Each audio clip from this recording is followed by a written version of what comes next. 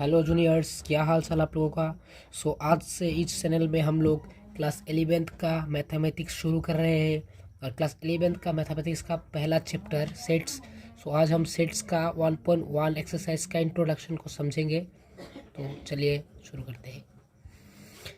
So the theory of sets was developed by the German mathematician Georg Cantor. तो Georg canter के द्वारा sets का theory develop किया गया था जर्मनी में। जर्मनी का मैथमेटिशियन है ये। इसके बाद हम समझेंगे सेट्स को। सेट्स क्या होता है? A sets is a well defined collection of object. ये सेट मतलब वेल डिफाइंड कलेक्शन होता है कुछ ऑब्जेक्ट का। तो कंडीशन हमारा कुछ कंडीशन है इस सेट्स के लिए, जो है ऑब्जेक्ट, एलिमेंट, नंबर और member are synonymous terms in set. मतलब ऑब्जेक्ट, एलिमेंट और मेंबर्स, इन तीनों को एक ही नाम से जाना जाएगा सेट के अंडरस्टैंडिंग के लिए। दूसरा कंडीशन है हमारे पास, sets are usually denoted by capital letters. Sets हमेशा कैपिटल लेटर से डिनोट किया जाएगा, जैसे कि ए, बी, एस, ऐसे डिनोट किया जाएगा हमारे सेट को। और तीसरी नंबर कंडीशन है ये कि member of the sets are denoted by small letter. Set का अंदर जो होगा, मतलब सब तो समझ लो ए है एस सेट, इसका अंदर जो एलिमेंट होगा समझ लो ए, बी, सी, डी, ये सब हमारा भीतर का जो अंदर रहेगा उन सब को हम लोगों को स्मॉल लेटर में डिनोट करना होगा। इसके बाद आता है हमारा ये सिंबल, इसको जिसको कहते हैं belongs to. Suppose B the set of all vowels in English alphabet. समझ लो कि B set all vowels in English alphabet है। ए अगर ऐसे लिखा हो तो ए बिलोंग्स टू भी, इसको कहते हैं belongs to. A belongs to B, इसको ऐसे लिखा जाता है ए बिलोंग्स टू बी, इसको ऐसे लिखा जाएगा। और बी और एग्जाम्पल ले लो, B not belongs to B, मतलब ऐसा होगा तो लिखा जाएगा कि B does not belongs to B. ठीक है, तो सब ऐसे ऐसे लो। A few sets used in particularly in mathematics में इन कुछ सेटों को ऐसे रिप्रेजेंट किया गया है। आप लोग देख लीजिए। एन का मतलब the set of all natural number, Z का मतलब the set of all integer, Q का मतलब the set of all rational number, और आर का मतलब the set of all real numbers, और जेड प्लस का मतलब the set of positive integer, और क्यू प्लस का मतलब the set of positive rational number, R plus का मतलब the set of positive real number. ये कुछ बातें हैं। तो चलो अब हम समझते हैं representation of sets. How to represent a set, sets को कैसे रिप्रेजेंट किया जाता है। There are two methods of representation of a set. Set presentation करने का दो मेथड्स है, एक है रोस्टर और टेबुलर फॉर्म। रोस्टर भी कहा जाता है, उसको टेबुलर भी कहा जाता है, रोस्टर फॉर्म या टेबुलर फॉर्म। और सेकंड है सेट बिल्डर फॉर्म। अब हम समझते हैं रोस्टर और टेबुलर फॉर्म को। रोस्टर और टेबुलर फॉर्म के अंदर सेट्स को ऐसे लिखा जाता है, देख लो आप लोग, B is equal to set of A, E, I, O, U. चलो बताओ तो ये किसका सेट है?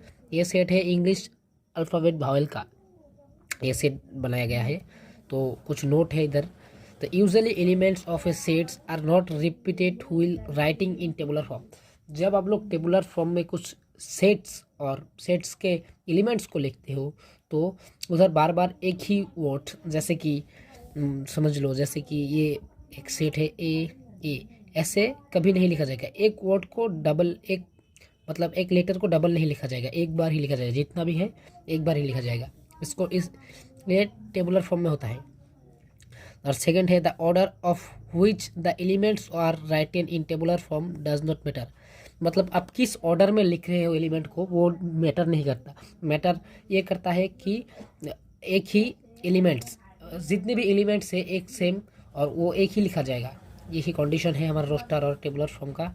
सेकंड हमारा आता है टेबुलर सेट बिल्डर फॉर्म। इसको हम ऐसे लिख सकते हैं कि भी इज इक्वल टू ऐसे, इसको बोलते हैं x